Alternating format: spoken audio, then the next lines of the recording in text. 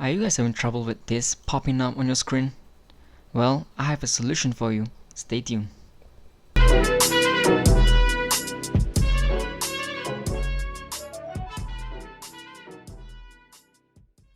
Alright, what's up YouTube? Today I have the perfect solution for you guys to solve that problem.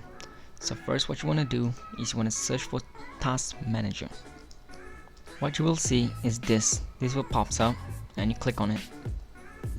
Like for example, the ads keep popping up at Internet Explorer for me. It's kind of annoying. So you want to do is search for Internet Explorer. There it is. Once you found this, simply hit end process. End process. Just end everything. Boom, and you see it is gone.